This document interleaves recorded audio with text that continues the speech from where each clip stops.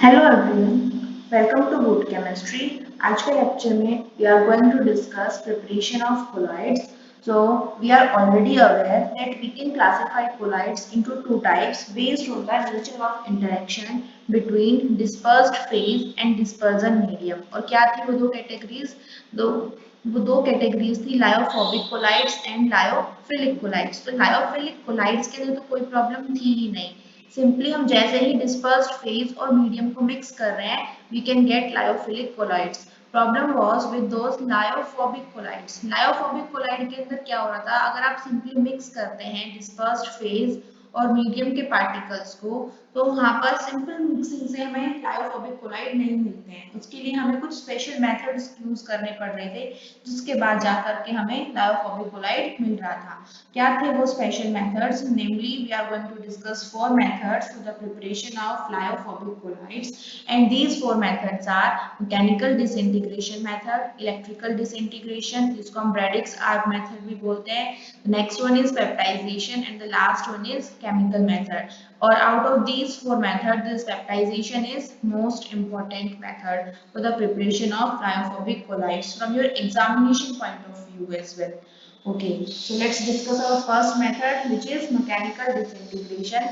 तो इसके अंदर क्या होता है, यहाँ पर स्टार्टिंग के अंदर आपके जो पार्टिकल्स होते हैं वो उनका साइज बड़ा होता है. हम बोल सकते हैं सस्पेंशन की रेंज के साइज के होते हैं. तो सबसे पहले substance is first grinded to coarse particles, छोटे छोटे पार्टिकल्स स्मॉलर साइज के बनाएंगे. उसके बाद उसको डिस्पर्जन मीडियम के अंदर मिक्स कर दिया जाएगा जिससे कि हमें अभी सस्पेंशन ही मिला है. अब हमें जो बड़े बड़े पार्टिकल्स है सस्पेंशन के, इसको हमें किसमें कन्वर्ट करना है, कोलाइडल रेंज के अंदर कन्वर्ट करना है, स्मॉलर पार्टिकल्स के अंदर कन्वर्ट करना है. तो इसके लिए जो इक्विपमेंट यूज किया जाता है उसको बोलते हैं हम कोलाइडल मील. ठीक है, ये जो आपको दिख रहा है यहाँ पर, this is known as colloidal mill. ये बिल्कुल सेम वैसा ही लग रहा है जैसे कि हम गेहूं से आटा बनाने वाली चक्की होती है उसके सेम उसी प्रिंसिपल पे वर्क कर रहा है. यहाँ पर दो ब्लेड्स आपको नजर आ रही होंगी. यहाँ पर स्टील की डिस्क है, ये आपको ये देखिए ये स्टील की डिस्क है. ये जो ब्लेड्स हैं एक क्लॉकवाइज में अगर डायरेक्शन में अगर रोटेट करती है तो दूसरी एंटी क्लॉकवाइज डायरेक्शन में रोटेट करेगी. तो ये जो दो ब्लेड्स है ये अपोजिट डायरेक्शन में रोटेट करेंगी और यहाँ पर ऊपर से आपने ही सस्पेंशन को यहाँ पर लोड कर दिया. अब जैसे ही सस्पेंशन यहाँ पे जाएगा नीचे पहुंच गया यहाँ पर, तो यहाँ पर जब ये जो डिस्क है रोटेट करेगी उसकी वजह से इनका साइज जो है छोटा होता चला जाएगा. ये इसको क्या कर रहा है, ग्राइंड कर रहा है और इसी वजह से क्या हो जाएंगे, ये कोलाइडल रेंज के अंदर आ जाएंगे. नॉर्मली जो ब्लैक इंक हो गई, पेंट्स हैं, वार्निशेस हैं, डाइज हैं, ये सब जो है इसी मेथड से प्रिपेयर किए जाते हैं. So the next one is electrical disintegration method और Braddock's arc method. Electrical disintegration method के अंदर क्या किया जाता है, यहाँ पर ये नॉर्मली जो मेटल्स के सोल होते हैं जैसे गोल्ड सोल हो गए या सिल्वर सोल हो गए, कॉपर है या फिर प्लेटिनम सोल, ये इसी मेथड से प्रिपेयर किया जाता है. यहाँ पर जिस भी मेटल का आपको कोलाइडल सॉल्यूशन प्रिपेयर करना है उसी मेटल की इलेक्ट्रोड को ले लिया जाता है. आप देखिए मेटल इलेक्ट्रोड ले ली गई है और यहाँ पर ये आर्क बना दी गई है, दिख रहा है आपको यहाँ पे इस पॉइंट के ऊपर, दिस इज कोलाइडल आर्क, इसीलिए इसका नाम है ब्रैडिक्स आर्क मेथड. अब जब यहाँ पर बहुत हाई वोल्टेज पर इलेक्ट्रिसिटी को पास किया जाएगा उसकी वजह से जो इलेक्ट्रोड है ये मेल्ट होना स्टार्ट हो जाएगी. अब जैसे ही ये मेल्ट हो रही है तो यहाँ पे क्या होगा, मेल्ट होकर सॉल्यूशन के अंदर आएगी, वाटर है यहाँ पर एज अ सॉल्वेंट. तो और बाहर आपको नजर आ रहा है यहाँ पर आइस है. जैसे ही हाई हीट प्रोड्यूस हो रखी है, आर्क है ऑब्वियसली बहुत हाई हीट प्रोड्यूस हो रही है, जैसे ही मेल्ट होकर इसके छोटे छोटे पार्टिकल्स बनेंगे वैसे ही जो साइड के अंदर आइस कोल्ड सॉल्यूशन है वो उसको कंडेंस कर देगा, ठंडा कर देगा. जिसकी वजह से जैसे ही यहाँ पर एक पूरी बड़ी सी मेटल की जो आपकी इलेक्ट्रोड थी यहाँ पर इसको हीट किया, इसके जैसे ही मेल्ट होने लगे इसके पार्टिकल्स बने, ठंडे ठंडा जो ये बोलेंगे वाटर है उसके कांटेक्ट में आते ही क्या हो जाएगी भाई कि भाई कोलाइडल रेंज के पार्टिकल्स बन जाएंगी. तो इस तरीके से क्या हो गया, आपका कोलाइडल सॉल्यूशन बन गया है of gold sol, silver sol, we can say copper sol as well. ठीक है, तो ये हो गया our next method that is electrical disintegration method. इसको हम ब्रैडिक्स आर्क मेथड भी बोलते हैं. इस पूरे प्रोसेस में हम थोड़ा सा स्मॉल अमाउंट ऑफ इलेक्ट्रोलाइट भी ऐड करते हैं और वो इलेक्ट्रोलाइट क्या हो सकता है, जैसे कि पोटेशियम हाइड्रोक्साइड हो सकता है इसके अंदर. Okay, the next one is peptization method. This one is the most important. Peptization method के अंदर क्या है, अगर कोई प्रेसिपिटेट ऑलरेडी प्रेजेंट है उसको कोलाइडल रेंज के अंदर कन्वर्ट करना है, so the method used will be peptization. इसके अंदर क्या है, the process of converting a freshly prepared precipitate into the colloidal range by addition of a suitable electrolyte is called peptization.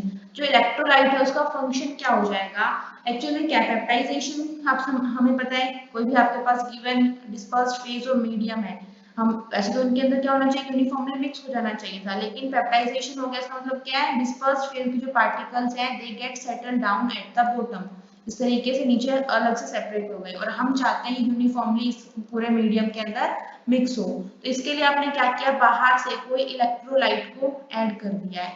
जैसे ही हम बाहर से इसके अंदर इलेक्ट्रोलाइट को ऐड करते हैं तो क्या हो जाएगा, यहाँ पर एड्सॉर्प्शन हो जाएगा इलेक्ट्रोलाइट के चार्ज का on the particles of this dispersed medium, dispersed phase sorry. तो इलेक्ट्रोलाइट को आपने जैसे ही ऐड किया तो इलेक्ट्रोलाइट का चार्ज जो है वो यहाँ पर एब्जॉर्ब हो जाएंगे, और इस एब्जॉर्प्शन की वजह से क्या हो जाएगा, रिपल्शन क्रिएट होगा. एग्जांपल के लिए बता रखा है यहाँ पर, देखिए प्रेसिपिटेट बना हुआ है यहाँ पे आयरन के हाइड्रोक्साइड का, फेरिक हाइड्रोक्साइड है. अब बाहर से आपने कोई इलेक्ट्रोलाइट डाल दिया, ferric chloride, FeCl3 is electrolyte here. तो FeCl3 को अगर आप ब्रेक करेंगे तो कैसे लिख सकते हैं, Fe3 positive plus 3 moles of Cl negative. तो यहाँ पर आयरन का एब्जॉर्प्शन हो जाएगा ऑन आयरन हाइड्रोक्साइड. अब आयरन के ऊपर है +3 चार्ज, तो यहाँ पर फेरिक हाइड्रोक्साइड के मॉलिक्यूल्स के ऊपर Fe का ही एब्जॉर्प्शन हो जाएगा, जिसकी वजह से यहाँ पे रिपल्शन क्रिएट होगा. जैसे फिर से दिखा देती हूँ मैं आपको यहाँ पे डायग्राम के अंदर, मान लीजिए स्टार्टिंग के अंदर यहाँ पर फेरिक हाइड्रोक्साइड के मॉलिक्यूल्स प्रेसिपिटेट की फॉर्म में प्रेजेंट है. ये क्या है आपके पास, FeOH होल थ्राइस. ठीक है, अब आप क्या कर रहे हैं, हम चाहते हैं ये भी यूनिफॉर्मली डिस्पर्जन मीडियम के अंदर मिक्स हो जाए, पर नहीं हो रहे हैं.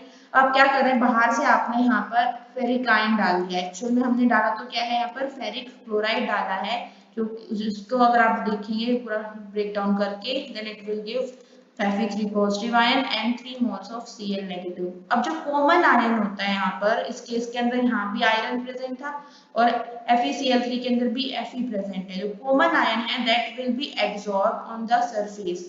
अब यहाँ पर FeOH whole thrice, it will behave as adsorbent, this is adsorbent, and ferric ion will behave as adsorbate. अब जैसे ही इनके ऊपर फेरिक आयन एब्जॉर्ब हो गया, यहाँ पे Fe3 पॉजिटिव आयन एब्जॉर्ब हो गया, तो यहाँ भी पॉजिटिव चार्ज, पॉजिटिव पॉजिटिव, इस तरीके से. अब पहले तो सारे के सारे प्रेसिपिटेट एक दूसरे के पास बिल्कुल इकट्ठे होके बैठे थे, लेकिन अब जब सबके ऊपर पॉजिटिव चार्ज आ जाएगा तो इनके बीच में हमें क्या पता है, सिमिलर चार्ज क्या हो जाएंगे, यहाँ पर रिपल्शन क्रिएट हो जाएगा. तो इस रिपल्शन की वजह से अभी जो पार्टिकल्स है एक दूसरे से दूर दूर भागना स्टार्ट कर देंगे, जिसकी वजह से क्या हो जाएंगे, ये सब डिस्पर्जन मीडियम के अंदर वापस से यूनिफॉर्मली मिक्स हो जाएंगे, क्योंकि now they will tend to move apart from each other due to the same charge present over these particles. तो इस तरीके से with the help of this external electrolyte we can convert the solution into colloidal range. तो हमने precipitate को दोबारा से यहाँ पर कोलाइडल सॉल्यूशन के अंदर कन्वर्ट कर दिया by addition of a suitable electrolyte. यहाँ पे इलेक्ट्रोलाइट के ऊपर काफी कुछ डिपेंड करता है. अगर आप हम वही इलेक्ट्रोलाइट यूज करेंगे जहाँ पर कॉमन आयन प्रेजेंट होता है. फॉर एग्जांपल हमने यहाँ पर पोटेशियम आयोडाइड का सॉल्यूशन है, मान लेते हैं हम यहाँ पर पोटेशियम आयोडाइड है Ki, और बाहर से हम सॉल्ट डाल रहे हैं AgI. मान लेते हैं यहाँ पर हमें सिल्वर का सॉल्ट बनाना है AgI का, लेकिन AgI जो है प्रेसिपिटेट हो रखा है. अब इस केस के अंदर क्या होगा, AgI हियर और Ki आपने डाला है बाहर से एज इलेक्ट्रोलाइट. तो हमें देखना पड़ेगा कौन सा आयन कॉमन है, वही कॉमन वाला जो आयन होगा वही एब्जॉर्ब होगा. तो इस केस में अगर हम बात करते हैं Ki की, तो ये डिकम्पोज हो गए, क्या मिलेगा हमें, K positive and I negative. तो इस केस में I नेगेटिव आयन जो है that will get absorb on this silver iodide solution, या फिर हम बोलेंगे सिल्वर आयोडाइड के प्रेसिपिटेट के ऊपर जो नेगेटिव चार्ज है ये एब्जॉर्ब हो जाएगा. अब जैसे ही नेगेटिव चार्ज एब्जॉर्ब होगा तो फिर से सेम वही मैकेनिज्म आएगा, सिल्वर के जो पार्टिकल्स थे सिल्वर आयोडाइड के, इसके ऊपर नेगेटिव नेगेटिव चार्ज इस तरीके से एब्जॉर्ब हो रहे हैं. अब ये नेगेटिव एक नेगेटिव चार्ज दूसरे वाले पार्टिकल की चार्ज से क्या करेंगे, रिपल्शन क्रिएट हो जाएगा, जिसकी वजह से they will get uniformly mix in the dispersion medium. तो दोबारा से क्या हो गया, मीडियम के अंदर मिक्स हो जाएगा। So this is the application of peptidization. Next one is chemical method. Chemical method के अंदर various reactions का यूज करके हम क्या करेंगे, colloidal particles को बना सकते हैं, means colloidal range के अंदर डाल सकते हैं। The first one is oxidation. तो ऑक्सीडेशन के अंदर क्या सिंपली रिएक्शन की जाएगी, हमें पता है ऑक्सीडेशन होता क्या है, इधर एडिशन ऑफ ऑक्सीजन और रिमूवल ऑफ हाइड्रोजन, या फिर अगर ऑक्सीडेशन नंबर की टर्म्स में बोलेंगे तो क्या बोलेंगे, increase in oxidation number is oxidation. तो आप यहाँ पे देखिए सल्फर का हमें सोल बनाना है, तो सल्फर में से क्या क्या गया, यहाँ पर रिमूव हुआ है हाइड्रोजन, इसका मतलब क्या हो गया, this reaction is oxidation reaction. Same यहाँ पे हमें सल्फर का सोल बनाना है, we are making sol of sulphur, same वही हुआ है, यहाँ पे हाइड्रोजन का रिमूवल हुआ है, therefore it is an example of oxidation reaction. Next one is reduction. Reduction का मतलब क्या हो जाएगा, इधर हम वही बोल सकते हैं रिमूवल ऑफ ऑक्सीजन और एडिशन ऑफ हाइड्रोजन, लेकिन अगर आपने बात करनी है यहाँ पर in terms of oxidation number तो क्या बोल सकते हैं, यहाँ पर increase in oxidation number is oxidation and decrease in oxidation number is reduction. तो यहाँ पर देखिए, यहाँ पर गोल्ड का सोल बनाना है हमें, तो गोल्ड क्लोराइड में यहाँ पर Au का ऑक्सीडेशन नंबर है +3, और जब ये प्योर सोल बन गया तो यहाँ पर इसका ऑक्सीडेशन नंबर हो जाएगा 0।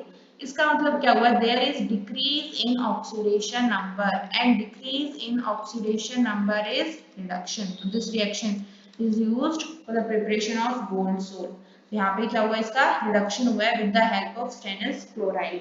Next one is hydrolysis. Hydrolysis का मतलब क्या होता है, break down in presence of water, right. तो फेरिक हाइड्रोक्साइड या फिर एल्यूमिनियम हाइड्रोक्साइड है, इनका जो सोल बनाने के लिए सिंपली हम क्या करेंगे, बॉईल कर देंगे एक्वस सॉल्यूशन को with the corresponding chlorides. Ferric chloride का सॉल्यूशन बनाने के लिए, सॉरी फेरिक हाइड्रोक्साइड का सॉल्यूशन बनाना था, तो हमने क्या किया, इसकी बॉइलिंग की है ferric chloride with the reaction किया है इन presence of hydrogen sulphide. The last one is double decomposition. Double decomposition reaction is not an alien term for you people. हमें पता है क्या होगा यहाँ पर salts जो हैं इनके हम बोल सकते हैं ions और cations के बीच में थोड़ी सी exchanging हो जाती है। So salts of inorganic insoluble salts like arsenous sulfide, silver halides, it may be prepared by using the double decomposition reaction.